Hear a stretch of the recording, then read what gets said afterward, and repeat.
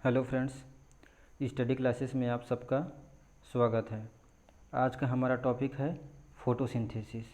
आज हम प्रकाश संश्लेषण के बारे में जितने भी मोस्ट इम्पोर्टेंट क्वेश्चन बन सकते हैं उन सबको डिस्कस करेंगे। तो शुरू करते हैं आज का हमारा ये सेशन। पहला क्वेश्चन है, प्रकाश संश्लेषण का प्रकाशीय अभिक्रिया कहाँ संपन्न होता है? तो प्रकाश संश्लेषण का प्रकाशीय अभिक्रिया ग्रेना में संपन्न होता है। और ये ग्रेना मिलता कहाँ है? तो ये क्लोरोप्लास्ट में थैलेकाइट्स का समूह होता है, जहाँ होता है प्रकाश संश्लेषण की प्रकाशीय अभिक्रिया। नेक्स्ट क्वेश्चन है, प्रकाशीय अभिक्रिया को और किस नाम से जाना जाता है? तो प्रकाश संश्लेषण के प्रकाशीय अभिक्रिया को हील अभिक्रिया के नाम से जाना जाता है। तो इसका राइट आंसर होगा option number B. Next question है, प्रकाश संश्लेषण में ऑक्सीजन कहाँ से प्राप्त करते हैं? तो प्रकाश संश्लेषण में ऑक्सीजन जल से प्राप्त करते हैं। तो राइट आंसर होगा option number B. Next question है, किसने सिद्ध किया कि हरे पौधे अशुद्ध वायु को शुद्ध करते हैं? तो हरे पौधे अशुद्ध वायु को शुद्ध करते हैं, यह सिद्ध किया था प्रिस्टले ने। फ्रेंड, यहाँ प्रिंट मिस्टेक है, ऑप्शन में प्रिस्टले नहीं लिख पाए थे, तो इसका राइट आंसर होगा प्रिस्टले। जबकि जो हील है, हील अभिक्रिया किसको बोलते हैं? प्रकाश संश्लेषण की प्रकाशीय अभिक्रिया को। जबकि ऑप्शन नंबर बी में जो विल स्टार्टर एवं स्टाल है, इसने क्लोरोफिल की संरचना का खोज किया था। जबकि रॉबर्ट हुक ने सेल की खोज की और वाटसन एवं क्रिक ने डीएनए के डबल हेलिकल मॉडल का वर्णन किया था। तो इस क्वेश्चन से हमें इतनी जानकारी मिलती है। हमारा अगला क्वेश्चन है, ग्लूकोज के प्रत्येक अणु के संश्लेषण के लिए कितने एटीपी और NADPH2 की आवश्यकता होती है? तो ग्लूकोज के प्रत्येक अणु के संश्लेषण के लिए 18 एटीपी और 12 NADPH2 की आवश्यकता होती है। तो इसका राइट आंसर होगा option number D. Next question है, प्रकाश संश्लेषण के लिए तरंगदैर्घ्य किस भाग में सर्वाधिक होता है? तो इसका ऑप्शन होगा लाल, क्योंकि लाल रंग में प्रकाश संश्लेषण की दर सबसे अधिक होती है और हरे प्रकाश में प्रकाश संश्लेषण की दर सबसे कम होती है। नेक्स्ट क्वेश्चन है, प्रकाश संश्लेषण में ऑक्सीजन जल के प्रकाशीय अपघटन से प्राप्त होता है, यह किसने सिद्ध किया? तो प्रकाश संश्लेषण में ऑक्सीजन जल के प्रकाशीय अपघटन से प्राप्त होता है, यह सिद्ध किया था रूबेन एवं कामेन ने। Okay friend. जबकि जो केल्विन है, केल्विन ने कार्बन डाइऑक्साइड के स्वांगीकरण का C3 चक्र दिया था और ब्लैकमैन ने सीमाकारी कारकों का सिद्धांत दिया था। ब्लैकमैन ने ही बताया था कि प्रकाश संश्लेषण में लाइट रिएक्शन के साथ डार्क रिएक्शन भी होता है। तो इस क्वेश्चन से हमें इतनी जानकारी मिलती है। नेक्स्ट क्वेश्चन है, प्रकाश संश्लेषण की प्रकाश फास्फोरिलीकरण की खोज किसने किया था? तो प्रकाश संश्लेषण की प्रकाश फास्फोरिलीकरण की खोज आर्नन ने किया था। Okay friend. जबकि जो पिस्टले है, पिस्टले ने बताया था कि हरे पौधे अशुद्ध वायु को शुद्ध करते हैं और फंक ने विटामिन शब्द दिया था। Okay friend. तो इस क्वेश्चन से हमें इतनी जानकारी प्राप्त होती है। हमारा नेक्स्ट क्वेश्चन है, प्रकाश संश्लेषण के दो प्रकाश तंत्र का सिद्धांत किसने दिया था? तो प्रकाश संश्लेषण के दो प्रकाश तंत्र का सिद्धांत इमर्सन ने दिया था। अब दो प्रकाश तंत्र क्या है? तो प्रकाश संश्लेषण की प्रकाशीय अभिक्रिया में जो साइक्लिक फोटोफास्फोरिलेशन और असाइक्लिक फोटोफास्फोरिलेशन होता है, तो इन दोनों अभिक्रियाओं के बारे में बताया था इमर्सन ने। नेक्स्ट क्वेश्चन है, प्रकाश संश्लेषण में कौन सीमा कारक नहीं है? तो इसका राइट आंसर होगा ऑक्सीजन। ऑक्सीजन प्रकाश संश्लेषण में सीमा कारक नहीं है, जबकि कार्बन डाइऑक्साइड, क्लोरोफिल और प्रकाश सीमा कारक है, क्योंकि इन तीनों की सांद्रताओं में वृद्धि या कमी से प्रकाश संश्लेषण के रेट में प्रभाव पड़ता है, इसलिए ये तीनों सीमा कारक है। नेक्स्ट क्वेश्चन है, प्रकाश संश्लेषण में होता है। तो बेसिकली प्रकाश संश्लेषण में कार्बन डाइऑक्साइड का अपचयन होता है और ऑक्सीजन का जल का ऑक्सीकरण होता है। ओके फ्रेंड, कार्बन डाइऑक्साइड के अपचयन से ग्लूकोज बनता है और जल के ऑक्सीकरण से हमें ऑक्सीजन प्राप्त होता है।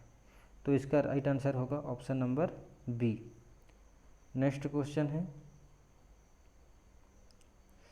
प्रकाश संश्लेषण की अप्रकाशीय अभिक्रिया कहाँ संपन्न होता है? तो प्रकाश संश्लेषण की अप्रकाशीय अभिक्रिया स्ट्रोमा में संपन्न होता है। क्लोरोप्लास्ट में ही स्ट्रोमा और ग्रेना पाया जाता है। तो स्ट्रोमा में होता है अप्रकाशीय या डार्क रिएक्शन। ओके फ्रेंड, जबकि जो ग्रेना है वहाँ होता है light reaction. Okay friend, next question है, प्रकाश संश्लेषण में ग्लूकोज में ऑक्सीजन कहाँ से आता है? तो प्रकाश संश्लेषण में ग्लूकोज में ऑक्सीजन कार्बन डाइऑक्साइड से आता है, क्योंकि कार्बन डाइऑक्साइड के अपचयन से ही ग्लूकोज बनता है। ओके फ्रेंड, तो राइट आंसर होगा option number B. Next question है, प्रकाश संश्लेषण के चक्रीय प्रकाश फास्फोरिलीकरण में प्राप्त होता है। तो चक्रीय प्रकाश फास्फोरिलीकरण में हमें एटीपी प्राप्त होता है। ओके फ्रेंड, जबकि जो अचक्रीय प्रकाश फास्फोरिलीकरण है उसमें NADPH2 और ATP दोनों प्राप्त होता है, और ग्लूकोज हमें अंधकार अभिक्रिया से प्राप्त होता है कार्बन डाइऑक्साइड के अपचयन के द्वारा। ओके फ्रेंड, तो इस क्वेश्चन से हमें इतनी जानकारी मिलती है। नेक्स्ट क्वेश्चन है,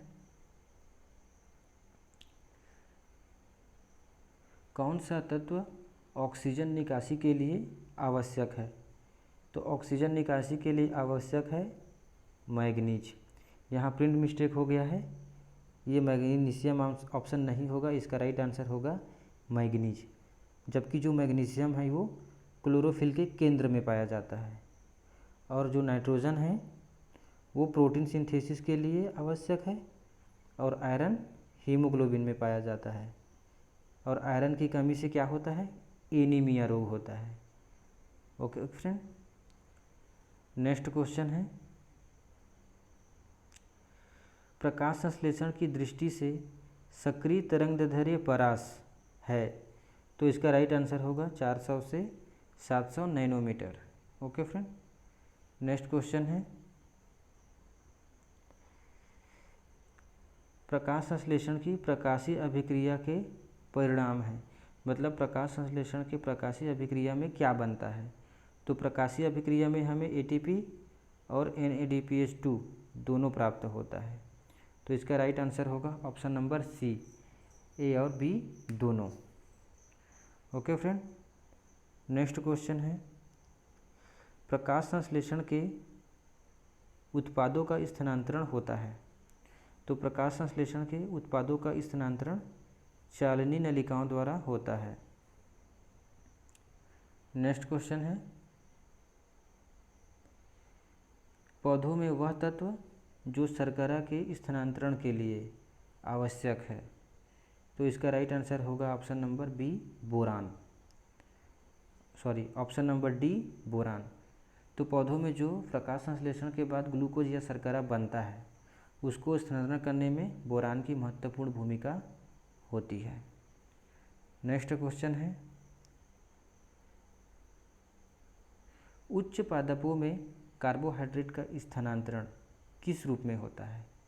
तो उच्च पादपों में कार्बोहाइड्रेट का स्थानांतरण सुक्रोज के रूप में होता है। ओके फ्रेंड, नेक्स्ट क्वेश्चन है, प्रकाश संश्लेषण की किस अभिक्रिया में कार्बोहाइड्रेट का निर्माण होता है? तो प्रकाश संश्लेषण के अंधकार अभिक्रिया में कार्बोहाइड्रेट का निर्माण होता है, जबकि जो प्रकाशीय अभिक्रिया है उसमें क्या होता है, ATP और NADPH2 का निर्माण होता है। तो इसमें कोई कन्फ्यूज़न नहीं रखना फ्रेंड्स। प्रकाश संश्लेषण के डार्क रिएक्शन या अंधकार अभिक्रिया में ही कार्बोहाइड्रेट का निर्माण होता है कार्बन डाइऑक्साइड के अपचयन से। नेक्स्ट क्वेश्चन है, प्रकाश संश्लेषण किस प्रकार की अभिक्रिया है? तो प्रकाश संश्लेषण क्या है? एक रेडॉक्स रिएक्शन है। क्यों? क्योंकि जल का इसमें ऑक्सीकरण होता है और कार्बन डाइऑक्साइड का अपचयन होता है, इसलिए प्रकाश संश्लेषण क्या होगा, एक रेडॉक्स रिएक्शन होगा। एक और क्वेश्चन फ्रेंड जिसको मैं सम्मिलित करना भूल गया हूँ कि प्रकाश संश्लेषण किस प्रकार की अभिक्रिया है? वो ऊष्माक्षेपी अभिक्रिया है या ऊष्माशोषी अभिक्रिया है? तो वो होगा ऊष्माशोषी, मतलब एंडोथर्मिक रिएक्शन। प्रकाश संश्लेषण में ऊर्जा का अवशोषण होता है, इसलिए प्रकाश संश्लेषण एक एंडोथर्मिक रिएक्शन होगा। ओके, ठीक है फ्रेंड। अगर ये वीडियो आप लोगों को थोड़ा भी हेल्पफुल लगा हो तो आप मेरे इस चैनल को लाइक, शेयर और सब्सक्राइब करना बिल्कुल मत भूलिएगा दोस्तों। आगे मैं और अच्छे ऐसे ही आप लोगों की ज़रूरत के हिसाब से वीडियो बनाता रहूँगा। Thank you, bye bye.